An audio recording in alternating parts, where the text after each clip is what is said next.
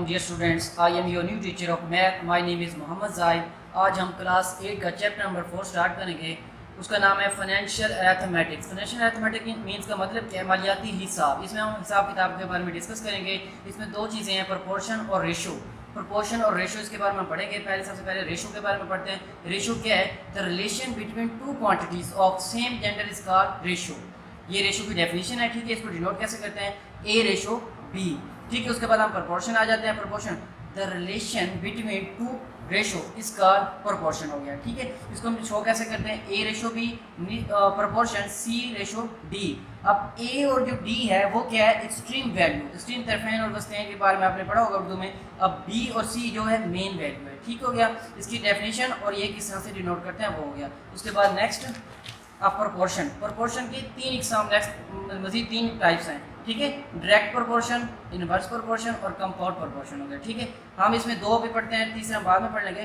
Direct proportion. Direct proportion क्या होता है? Such a relation between two quantities if one quantity inverse increase then also increase. कि अगर एक क्वांटिटीज इंक्रीज हो रही है, कम हो रही है, तो दूसरी भी उसके साथ कम होगी. मिसाल के तौर पर अगर हम एक बुक्स 50 रुपये की लेते हैं, ठीक है, तो इसी तरीके से हम अगर 10 किताबें कितने की लेंगे? 50 की, तो 250 की होगी. मतलब हमने बुक्स की भी तादाद बढ़ाई है, इसी तरीके से हमने रुपीज़ पैसे भी हमारे पास बढ़ गए हैं. तो एक चीज़ बढ़ी है, दूसरी साथ के साथ बढ़ी है. जो अगर एक चीज़ बढ़े दूसरी साथ बढ़े तो उसको हम डायरेक्ट प्रोपोर्शन कहते हैं. ठीक है, उसके बाद है इनवर्स प्रोपोर्शन. इसकी जो डायरेक्ट प्रोपोर्शन की डायरेक्शन होती है वो हमेशा इस तरह से होती है. ठीक है, ये इस तरीके से डिनोट करते हैं उसको. अब इनवर्स प्रोपोर्शन हो गया such a relation between two quantities if one quantity is decrease then also decrease. कि अगर एक क्वांटिटी डिक्रीज हो रही है, कम हो रही है, तो दूसरी भी उसके साथ क्या हो रही है? कम हो रही है. इसकी मिसाल ऐसे है कि अगर हम एक बाल्टी पानी की भरते हैं, एक टूटी चलाते हैं, ठीक है, तो वो कितने 1 मिनट में एक बाल्टी पानी की भर जाती है. ठीक हो गया. तो अगर हम दो टूटियाँ चला दें और बाल्टी को क्या कहते हैं? जल्दी भर जाएगी ना. मतलब कि अगर 1 मिनट में पहले भरी आ रही थी तो आप कितनी 30 सेकंड में भर जाएगी. तो इसका मतलब ये है कि हमने एक चीज़ को बढ़ाया है तो दूसरी क्या हो गया? कम हो गया. मतलब कि हमने पानी की तादाद को बढ़ाया है और क्या कहते हैं? टाइम्स को बचाया है. ये क्या होता है? इनवर्स प्रोपोर्शन के. एक चीज़ बढ़ती है तो दूसरी क्या होती है? कम हो जाती है.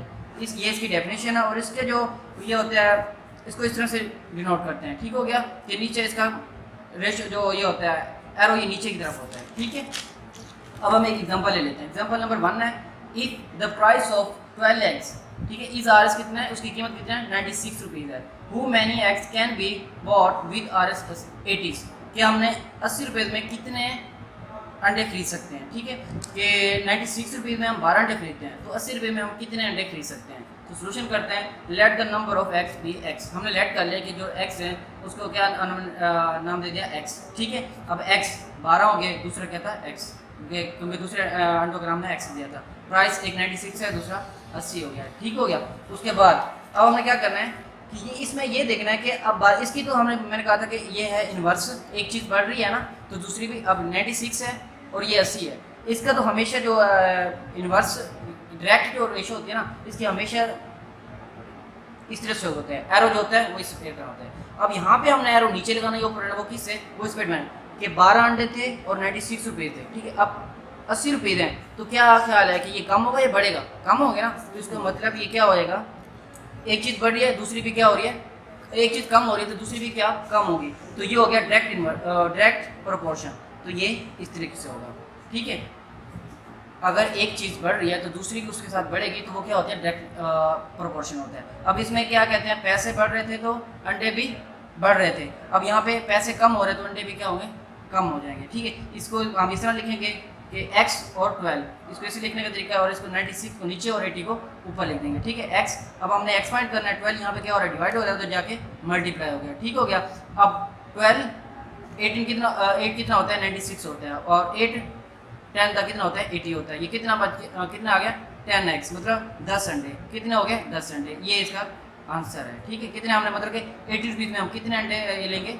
80 रुपीज़. अब ये डेफिनेशन और ये एग्जांपल आपने देखना है. इसको मतलब किसी किस्म का कोई मसला हो, क्वेश्चन जो आपको समझ ना आ रहा हो, तो आप कमेंट्स में पूछ लेंगे. ठीक है, नेक्स्ट इसकी एक्सरसाइज हम नेक्स्ट लेक्चर में स्टार्ट करेंगे. ठीक हो गया. अल्लाह हाफ़िज़ बेटा. Thank you.